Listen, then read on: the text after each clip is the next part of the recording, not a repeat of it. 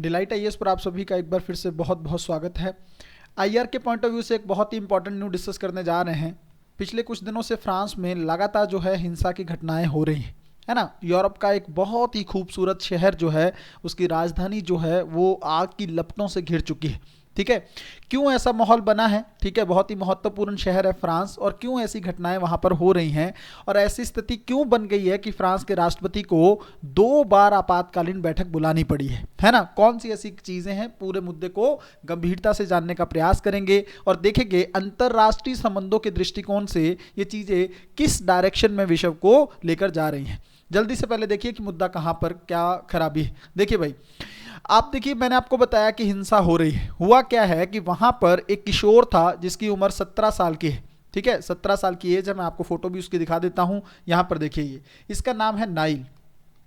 ठीक है, ये 17 वर्ष का है और इसने कहीं ना कहीं पर ट्रैफिक सिग्नल को तोड़ा। पुलिस ने, जो पुलिस का कहना है कि उन्होंने इसको रोकने की कोशिश की, बट यह रुका नहीं और आगे चलकर पुलिस ने इसको छाती पर या चेस्ट पर गोली मार दी, है ना, जिससे इसको हॉस्पिटल लेकर जाया गया, लेकिन वहां पर इसको डेड घोषित कर दिया गया और मर गया ये। ठीक है, जैसे ही इसकी हत्या हुई, इसको हत्या माना गया और इसके बाद पूरे देश में हिंसक प्रदर्शन शुरू हो गए। और कई लोगों का यह मानना है कि क्योंकि वो मिनॉरिटी था, है ना, अल्पसंख्यक था, इस वजह से उसको मार दिया गया है। ये फ्रांस में चीजें निकलकर सामने आई हैं। सबसे पहले आप लोग न्यूज़ देख लो, फिर इस मुद्दे को पूरे ही गंभीरता के साथ हम लोग विश्लेषण करते हैं। ठीक है, देखिए भाई, कहानी क्या है। देखिए, राष्ट्रपति जो है वहां के मैक्रोन, उन्होंने 2 बार आपातकालीन बैठक बुलाई है। ठीक है, और वो लोग ये भी कह रहे हैं कि हो सकता है इमरजेंसी भी लगानी पड़े, है ना। और पुलिस का ये दावा था कि उसने पहले जो किशोर था उसने पुलिस कर्मियों पर गाड़ी चलाने की कोशिश की। इसके बाद पुलिस ने जो है कहीं ना कहीं पर उस पर गोली चलाई। जो वीडियो आ रही है उसमें पुलिस का ये दावा गलत देखा जा सकता है। आप लोगों को पता होगा, आपने वीडियो देखा होगा जिसमें ये दिख रहा होगा कि कहीं ना कहीं पर वो पहले एक बार रोकते हैं। ठीक है, लेकिन जब वो कार आगे बढ़ाने की कोशिश करता है तो एक पुलिसकर्मी बोलता है नाइल को कि मैं तुम्हारी गर्दन में गोली मार दूंगा। ठीक है, तो इससे थोड़ा बहुत अगर आप देखेंगे तो नस्लीय भेदभाव यहां पर पुलिस की तरफ से देखने को मिल रहा है। ठीक है, देखिए भाई, उसके बाद मैंने आपको बताया उसे अस्पताल लेकर जाया गया जहां पर वो ऑलरेडी उसकी मौत हो चुकी थी, है ना। उसके बाद लगातार जो है फ्रांस में बहुत सारे समुदाय मिलकर सड़कों पर आ गए और उन्होंने कहीं ना कहीं पर, अगर आप यहां पर देखेंगे, इसको लेकर यूपीएससी ने सवाल पूछा था। ये क्या है? अंतर्राष्ट्रीय मानवाधिकार संगठन है ये, है ना। आपकी एनसीईआरटी भी इस चीज के बारे में बताती है। लगभग 2016 के प्रीलिम्स में यूपीएससी इसको लेकर सवाल पूछ चुका है। इस संस्था ने, जो अंतर्राष्ट्रीय मानवाधिकार संगठन है, ठीक है, इस संस्था ने यह बोला कि फ्रांस की जो पुलिस है, ठीक है, इस पर जातीय भेदभाव का इन्होंने आरोप लगाया कि ये भेदभाव करती है नस्लीय स्तर पर, है ना। और कहीं ना कहीं पर इन्होंने कहा है, इसने एक सिफारिश भी की है कि आपको इसको दूर करना ही चाहिए, है ना। तो बहुत बड़ा संगठन है, इसने ये बात बोली है, तो इसका मतलब चीजें काफी गंभीर है। अब जल्दी से कहानी देखिए भाई, प्रॉब्लम कहां पर है। देखिए भाई, फ्रांस में अगर आप लोग देखेंगे लगभग 85% के आसपास व्हाइट्स लोग थे, है ना। व्हाइट मतलब जो यूरोप के लोग हैं, फ्रांस के ऑलरेडी डोमिसाइल हैं, काफी समय से, सदियों से फ्रांस में रह रहे हैं, है ना। यूरोप की प्रतिष्ठित प्रजाति जो है ये लोग वो है। लेकिन धीरे धीरे अगर पिछले कुछ समय में देखेंगे, हालांकि ये आंकड़ा थोड़ा सा पुराना है, बट आप इसमें बहुत ज्यादा चेंज नहीं हुआ है। तो देखेंगे नॉर्मली आपको क्रिश्चियन लोग यहां पर दिखेंगे, बट यहां पर देखिए आप, ठीक है, मुस्लिमों की संख्या बढ़ रही है। अदर जो लोग हैं, जो ये लोग वो हैं जो अफ्रीका मूल से हैं, अफ्रीकी मूल से हैं। ठीक है, यहां पर ये लोग देखेंगे तो आपको मध्य एशिया से आते हुए दिखेंगे मुस्लिम जो हैं, और यहां पर बाकी जो हैं अदर भी हैं। तो ये जो 2% भी हैं और नन भी हैं, ये भी ज्यादा है। तो इसका मतलब ये वाला जो सेगमेंट है, अगर आप यहां पर मुस्लिम देखेंगे तो ये लगभग 10% के आसपास, इससे ज्यादा बढ़ चुके हैं फ्रांस में, है ना। और ये वाले लोग देखिए आप लगभग 26% के आसपास, या फिर इसको अब अगर अभी का आंकड़ा देखेंगे तो 30% के आसपास ये आंकड़ा जा चुका है।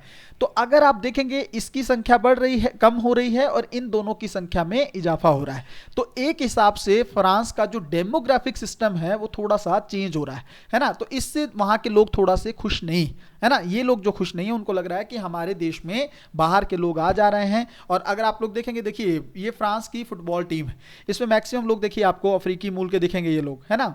और इसके बाद इसमें मुस्लिम भी आप लोगों को देखने को मिलेंगे। तो ये जो चीजें हैं इससे, और इन लोगों ने काफी कुछ फ्रांस के लिए किया भी है, बहुत सारे मेडल अभी आप लोगों ने देखा होगा। रूस में जो फीफा वर्ल्ड कप हुआ था वो फ्रांस ने जीता था। तो ये सब चीजें पॉजिटिव तो हो रही हैं, लेकिन फ्रांस को ये एक डर बैठता चला जा रहा है कि ये जो अफ्रीकी, ये जो लड़का अभी मारा गया है नाइल, ये भी अफ्रीकी मूल का है है ना। तो ये बताया जा रहा है कि कहीं ना कहीं पर ये अफ्रीकी मूल से था या ये अल्पसंख्यक है फ्रांस में, इसकी वजह से फ्रांस की जो पुलिस है वो थोड़ा भेदभाव करती है। अब देखो फ्रांस की पुलिस पर यह आरोप क्यों लगता है, क्योंकि बहुत सारी पहले भी ऐसी घटनाएं हो चुकी हैं जिसमें पुलिस का पक्षपाती रवैया देखने को मिलता है ना। फ्रांस की जो पुलिस है वो थोड़ा सा, जैसे अगर आप लोग देखेंगे अमेरिका में, है ना, तो अमेरिका में आपको क्या देखने को मिलता है कि वहां की जो पुलिस है वो थोड़ा ब्लैक्स पर, जो ब्लैक्स लोग हैं उन पर तो अटैक करती हुई दिखती है आपको, है ना, एकदम से सख्त कार्रवाई करेगी अगर उनकी तरफ से कानून तोड़ा जाता है, बट वाइट के साथ उतनी सख्ती से पेश नहीं आती है अमेरिका की पुलिस। उसी तरह से ये चीज फ्रांस में भी देखने को मिलता है कि वहां के जो, जैसे मैंने आप लोगों को बताया कि 70-80% जो लोग हैं वहां पे वो आपके फ्रेंच मूल के हैं, है ना, और यूरोपीय हैं। तो ऐसी कंडीशन में उनके साथ, और वाइट्स हैं तो उनके साथ तो फ्रांस की पुलिस ज्यादा सख्ती नहीं बरतती है, बट ये लोग जो अल्पसंख्यक है, जैसे मैंने आप लोगों को बताया कि अफ्रीकी मूल के हैं या फिर मुस्लिम हैं, इनके साथ जो है चीजें देखने को मिलती हैं। इससे पहले थोड़ा सा एक चीज और आप लोगों को मैं कॉन्सेप्ट क्लियर करता हूं। देखिए अभी से 2-3 साल पहले अगर आप लोगों ने देखा होगा तो फ्रांस में लोन वुल्फ की घटनाएं जो है वो काफी बढ़ने लगी थी। ठीक है, अब ये लोन वुल्फ हमला क्या होता है? ये हमला ऐसा होता है कि जैसे मान लीजिए इसमें एक होता है संगठित अपराध, एक होता है असंगठित अपराध। संगठित अपराध के तहत ये चीजें होती हैं कि आपको एकदम प्रशिक्षण दिया गया है, ठीक है, आपको किसी आतंकी संगठन ने भर्ती किया है, फिर आपको प्रशिक्षण दिया गया है, फिर आपको हथियार उपलब्ध कराए गए हैं, फिर आपको वित्तीय मदद दी गई है। ये सब चीजें एक ऑर्गेनाइज तरीके से की गई हैं, तब जाकर आपने कहीं पर हमला किया है, ठीक है, किसी आतंकी संगठन ने या आतंकी सदस्य ने। बट यहां पर असंगठित अपराध का मतलब ये होता है कि आपको ये सब चीजें कुछ भी नहीं दी गई, और ये जो स्तर है ये तो उससे भी एक स्तर आगे है। किसका मतलब क्या है कि विचारधारा के स्तर पर कोई व्यक्ति प्रभावित हो गया है, विचारधारा के स्तर पर कोई व्यक्ति प्रभावित हो गया है और उसने किसी पर, वहां के लोगों पर 10-15 लोगों को या तो गोली चढ़ा दी, गोली चला दी उन पर, या फिर उन पर गाड़ी वाड़ी चढ़ा दी, 10-15 लोगों की जान ले ली। ठीक है, इसका मतलब इसको कोई भर्ती नहीं किया गया, इसको कोई प्रशिक्षण नहीं दिया गया, इसको कोई फाइनेंशियल फंडिंग नहीं दी गई है, कोई भी इसको एक संगठित तरीके से हेल्प नहीं की गई है, बट ये विचारधारा से प्रभावित हो गया। मान लीजिए वो आईएसआईएस की विचारधारा से प्रभावित हो गया, उसको लग रहा है कि नहीं ये सही कर रहे हैं। मान लीजिए वो तालिबान की विचारधारा से प्रभावित हो गया कि मुस्लिमों के साथ गलत हो रहा है, तो वो उसके साथ जुड़ गया और उसने कहीं पर भी, ठीक है, कहीं पर भी अटैक कर दिया, गाड़ी चला रहा था तो गाड़ी चढ़ा दी, क्लब में खड़ा हुआ था तो वहां पर गन जला दी, कुछ भी कर दिया ऐसा, है ना। ऐसी बहुत सारी घटनाएं फ्रांस में देखने को मिली थी, है ना। तो फ्रांस जो है पिछले कुछ समय से अगर आप लोग देखेंगे कहीं ना कहीं पर हिंसा के केंद्र के रूप में उभरकर सामने आ रहा है, जो कि यूरोप के लिए अच्छी चीज नहीं है। ठीक है, यूरोप के लिए अच्छी चीज नहीं है, क्योंकि फ्रांस एक बहुत ही महत्वपूर्ण कंट्री है यूरोप का, और फ्रांस में अगर हिंसा होती है ना तो वो चीज एक जगह पर नहीं रुकेगी, वो धीरे धीरे यूरोप के बाकी देशों में भी फैलेगी। तो अगर आप लोग देखेंगे ना तो ये जो डेमोग्राफी चेंज हो रही है ना, यूरोप की डेमोग्राफी में जो चेंज हो रहा है, बाहर के लोग आकर भर जा रहे हैं या बहुत सारे लोग नए रह रहे हैं। हालांकि यूरोप ने, अगर आप लोगों ने कुछ समय पहले देखा होगा, तो अपनी सीमाएं बंद कर ली थी, है ना। जो प्रवास होता है मध्य एशिया से, उसको आने से रोक दिया था, बट कहीं ना कहीं पर अभी भी उसको पूरी तरह से यूरोप रोकने में विफल रहा है। तो कहीं ना कहीं पर ये सब चीजें जो हैं धीरे धीरे उग्रता का कारण बनती हैं, अस्थिरता जो है वहां के लोकल लोगों में उत्पन्न होती है।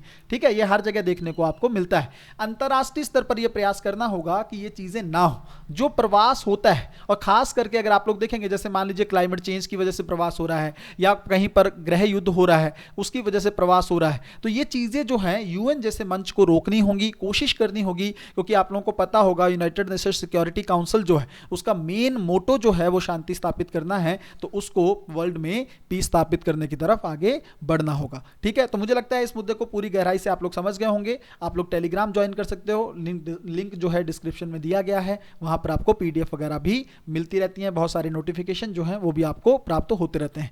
मिलते हैं अगली वीडियो में, तब तक अपना ध्यान रखें, अपनी पढ़ाई को बहुत अच्छे तरीके से करते रहें। बहुत बहुत धन्यवाद।